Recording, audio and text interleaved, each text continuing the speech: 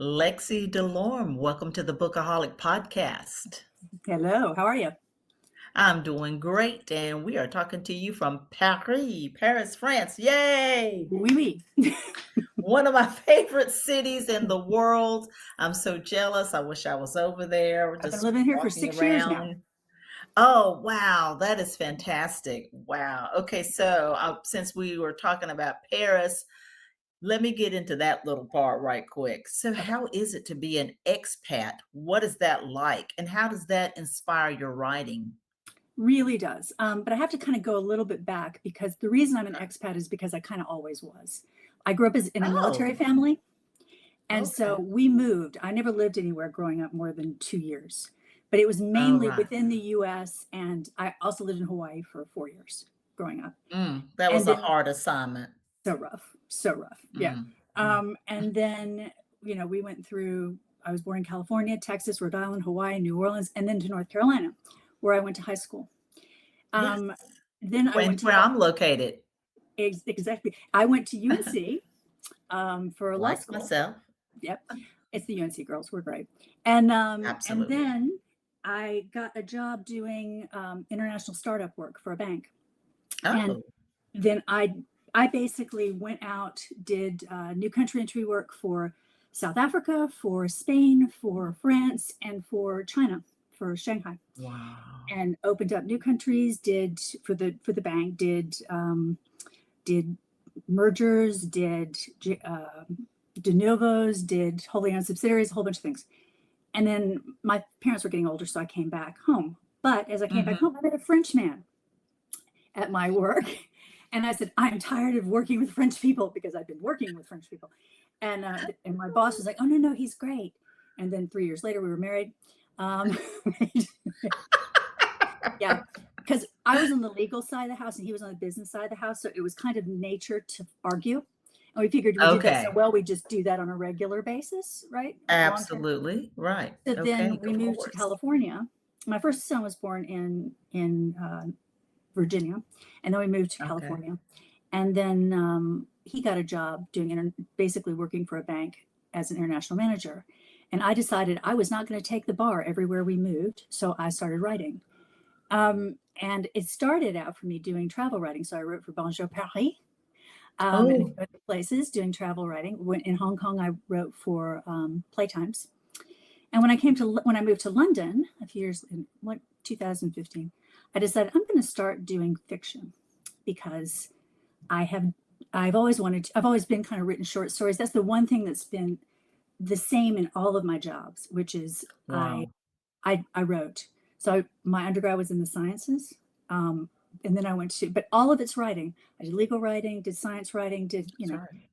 and oh yeah. And when I was young, I was in a band and we had a video on MTV in the middle of the night one night. I won't say what it is, and so I wrote and did music too, right? Right, So embarrassing, absolutely. not giving any that's bad feeling. Anyway, I love it. so so so I decided that I wanted to try actually doing a longer form. And it took me literally probably 6 years to craft the world. So it's a Oh, series built yes. in full world building. A lot went into Yes. this.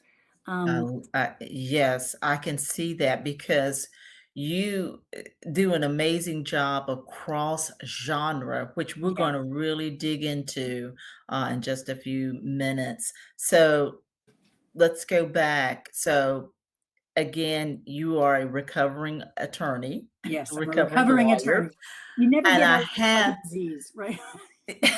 well, I've had so many guests on this channel who are or have been recovering attorneys and they turn to writing. There must be something there. You got your John Grishams and maybe even Scott Turow, I think, was a recovering attorney. But anyway, it just seems to be a natural crossover for a lot of people. So, I uh, worked in the legal department I was in. I worked with a lot of people who had been artists before, and then they went oh, into legal. And oh, what happens is so I did music and stuff. So what happens, we're all mhm, doing this stuff and we're realizing I'm not going to get any money with this, right? When we're first doing right, that. And we go, right. okay, what do I have going for me? I'm smart. Okay. I took the LSAT, and we all kind of ended up in the legal profession. And I don't know a whole lot of lawyers that are actually happy, right? Uh, So you yeah, do it for a while, and as a legal jobs, I had a good one, but it's right, then when we get a chance to get away from it, when we've earned enough money, when we've had enough experience, we're like, okay, what can I do now to go back to that thing that I love so much and that's always infused my life with meaning? And then we do right. this. So Right. Absolutely. Absolutely. Well, your depth of life, your depth of living has given you a very rich experience thank you. to knowing about different cultures, even in the United States where each state has a kind of Oh different God, yeah. culture. They don't realize that in Yeah, Europe. right, Yeah. exactly. And so, yes, because they see us as the whole Mhm. United States, and think one thing. But so you've had a very rich life. Now, when you were younger, I'm sure, and when your family was moving around and you couldn't make concrete friends for very long before there Right. was any social media, you probably Exactly. didn't feel that way. But that's what it has evolutionized into. And that's where I see, and you correct me if I'm wrong, that's what I see. You have this ability.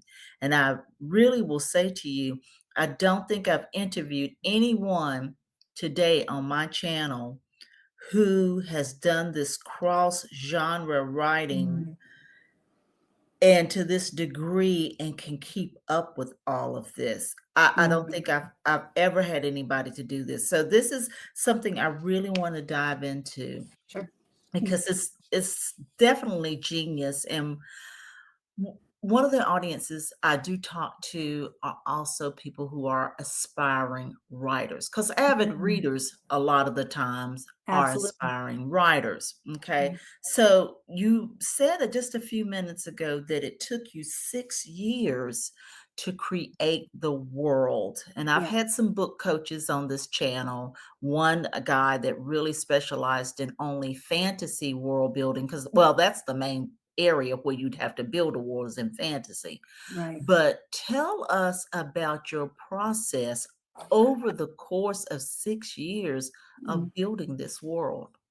So it started a bit small. So it started with I had characters in my head, right? I Mhm. had people that I had crafted in my head just from news stories or hearing something, right? And a few of them I liked so much that I wanted to find a space for them, right? Wow. And I was always a reader as well. And I read cross genre. I read a bunch of different things. I was a big fan. Mhm. Watership Down was one of my favorite books, very fantasy. Mhm. I read horror. I read H.P. Lovecraft and Stephen King. I read I read all the cheesy teenage romance novels when I read Flowers in the Attic, right? Oh, I did too. I Yeah, read the whole thing yeah. The and series, watched yeah. the Lifetime movies. Exactly. It's like we look at you look now at like the Gen Zs and they're like coddled with the oh we only want empathy books. We read this stuff, right? Like Absolutely. we were traumatized by Absolutely. this. Um, Stephen King. yeah. So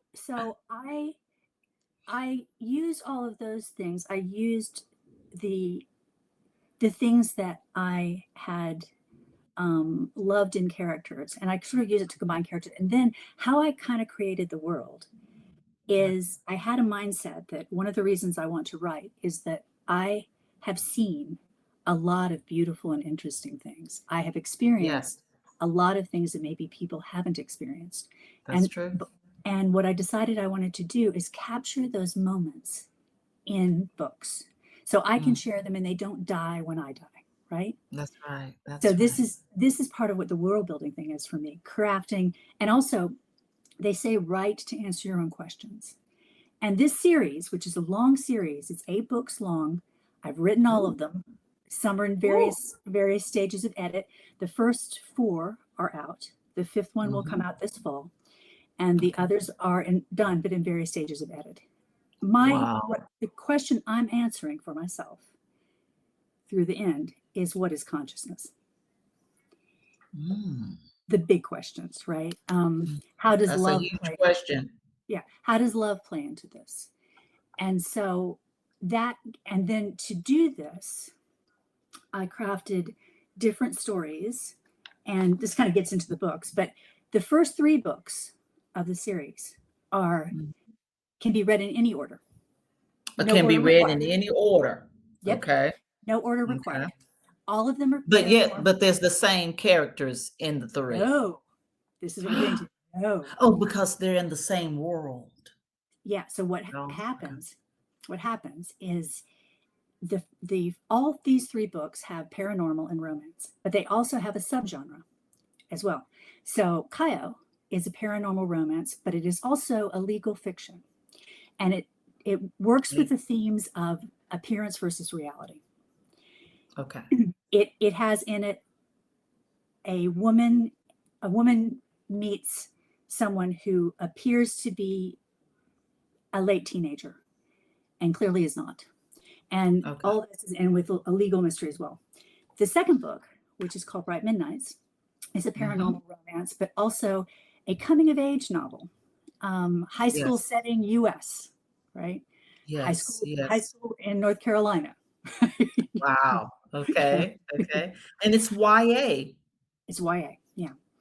And Wow. the third book you'll love was actually set in North Carolina. It is called Fanning Fireflies. It is a paranormal romance, but also historical fiction set in the 1940s and World War II. And it is partially a family story for me. I put stuff with my family in it. And it's the story of a poor white woman living in the South who works in a cigarette factory, who works the draft office on the weekends and ends up processing an African-American soldier who she falls in love with. Oh, And wow. all of the stuff that comes from that. Wow. So, and That all of, yeah. That book's going on book tour in a few weeks, I think. But, absolutely. and then all of those books, all those characters, all these stories come together in a 4th book called Ghosting Academy. And that is a psychological thriller.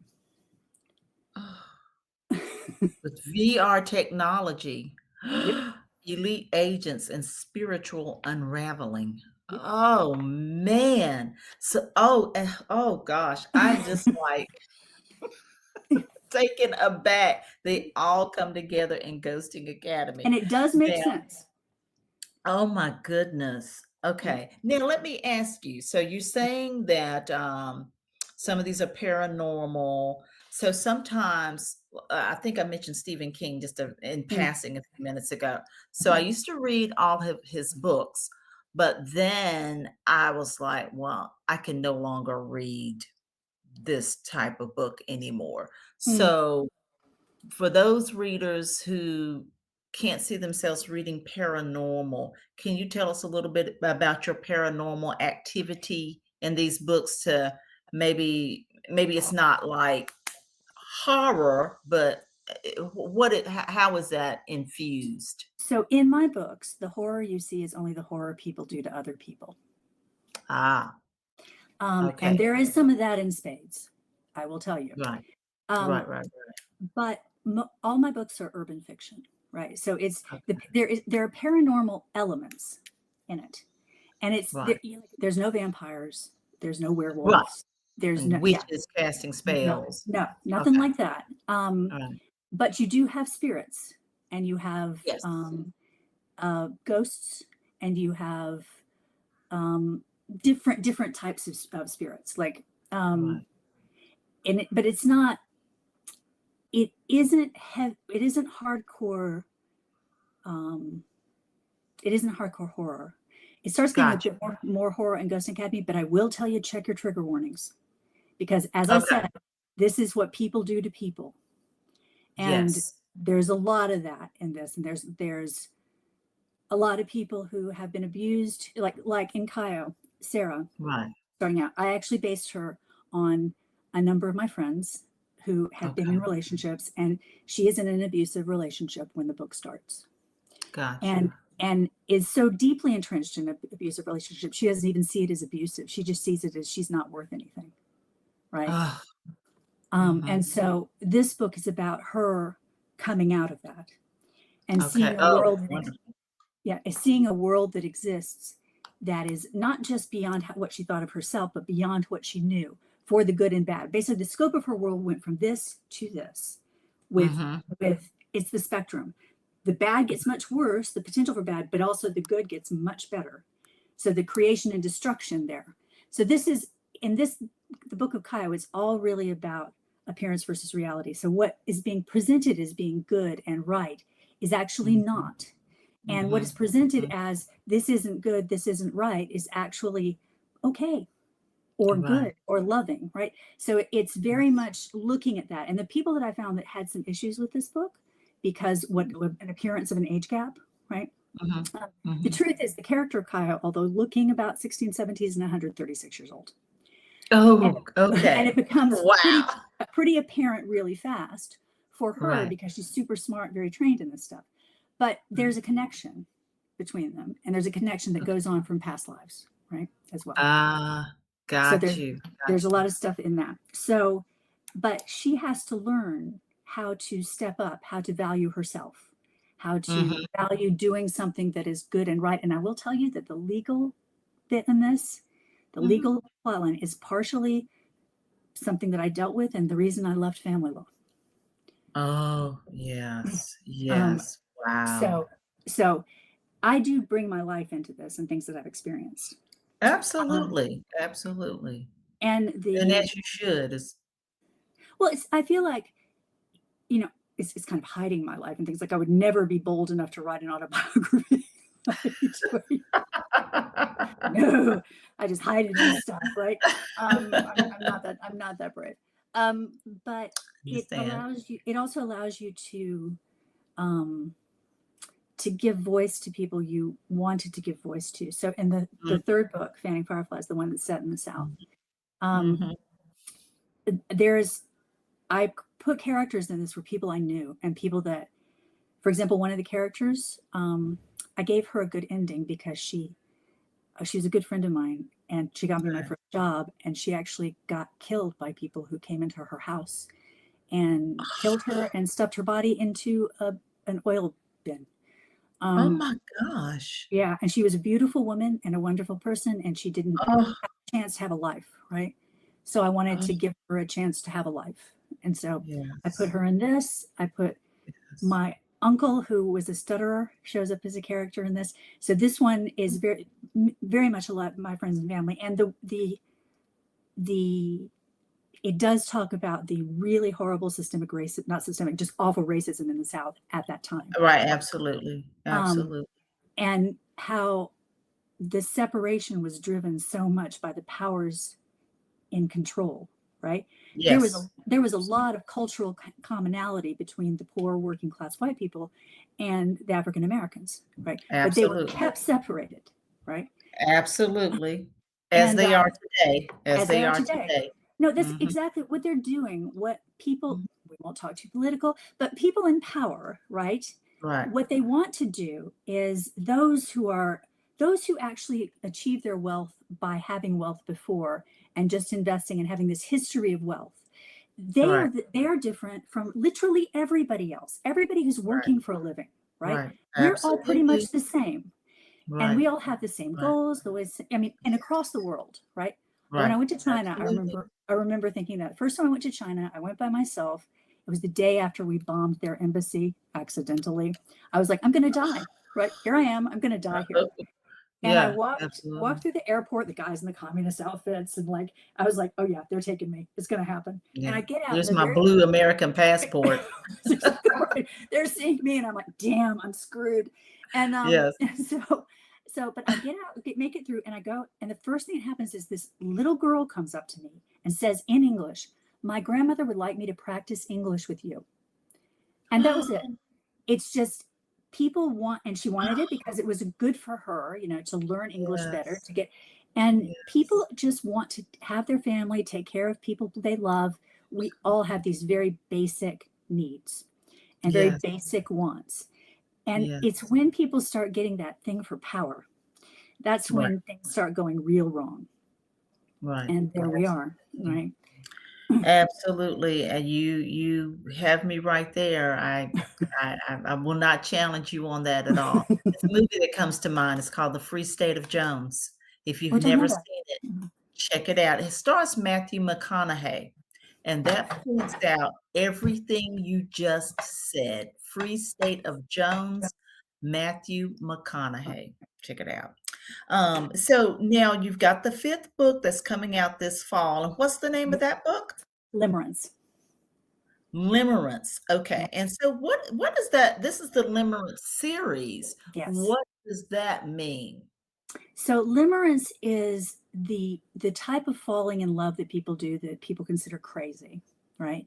It's like Ah, it's like when you meet someone and it's like you're just overwhelmed and it makes you nuts. Vincent van Gogh cutting off the ear stuff, right? yes, Um, yes, yes. but when I looked at this, I've questioned that because of the nature of attractions, right? Is it always that, or is that something that's almost chemical and biological? Like there's a lot of physics in this series as well, but you don't even have to really think about it. It's just it's basically told to you, so you don't have to worry. People don't have to worry about it that much. But Right.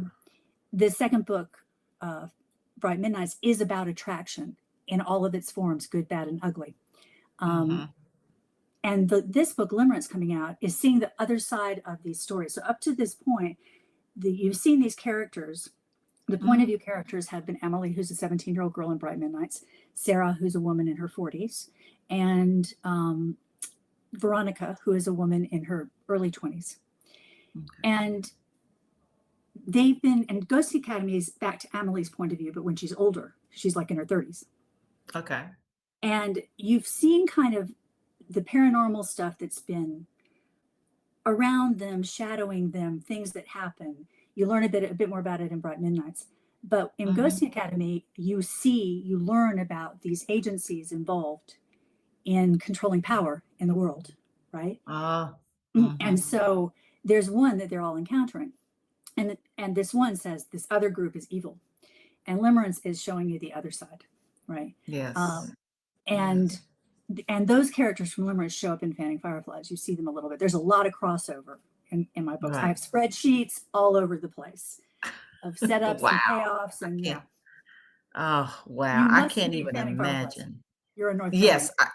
well, definitely, you said you can read the first 3 in any order, Yeah, and and also so they're on Kindle Unlimited right now. oh, okay, okay, I think well, I've got my Kindle, I think I'm going I'm really intrigued by Fanning Fireflies, definitely, and so the other books that are in the editing process, Mm. give us just a little overview of how those 3 are gonna come to play, and will that end your series? So in the series will end in the eighth book, but Okay. there will be, because this is a full world and because you meet a Mhm. lot of people in it, there are side stories that come from their stories. So right now I'm actually writing a new book about one of the characters that you see in Ghosting Academy. It's kind of her backstory. Right. So I'm Okay. an author who everybody I put on page, because I'm neurotic, I know their full backstory. I can tell. I'm not making crap up, right? And if I don't know, Yeah. I will tell Yeah. you I don't know, right? But Right. but that I could write in this world for literally 20 years. There's that much Yes. in it. Yes. Well, it So, took you 6 years, so definitely make the most of this world. yep, Absolutely. yep. Oh, But wow. I I can can tell you imagine. I can tell you for the next 3 books, I can't tell you too much because it's, because I'd Right. be giving too much away. Absolutely. But I can tell you the point of view Right. characters. So in Limerence that comes out in the fall, the point of view character is a person hadn't had the floor before, which is Dante, who is a ghost. Okay. Um, Oh, and he's so much more a ghost and so much more. okay. um, he actually was, when he died, he was in Carthage, and he was from Tunisia originally. So Oh, um, we're going ancient times. yeah, and Okay. then Kara is his partner, and she was actually from that same kind of time, right? Mhm. And Mhm. so they're the point. He's the point of view, and she has created this thing. And then for the book after that, it's called Mirrored Lands. The point of view is Emily again, who's the one from Bright Midnights. but also a character I can't tell you about because it's really a surprise. And Okay. then the next book after that is called Outliers, and it is the point of view of Sarah from Caio again, Mm, and Dante. okay. And then the last book is called Verite, and it's got 3 points of view, but I can't really talk about those. But that's kind Gotcha. of the end. So Wow. Wow. I I do just stick the love landing. this. Okay.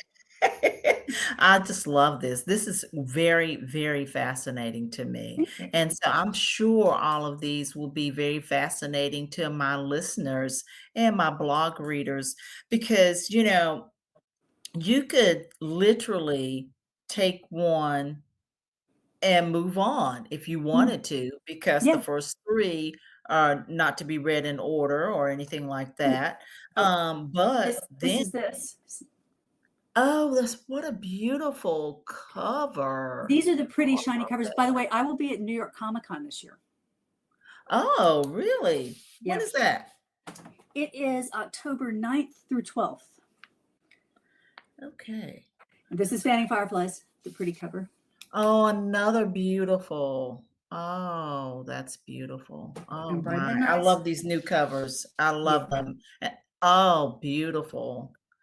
And the edges. Have you seen the books with the beautiful edges? Yes, I Oh, thought about that, but I haven't done it yet. yes. Oh, it's beautiful. Okay. All I right. So like shiny now I'm stuff. going to go get all your, all your books.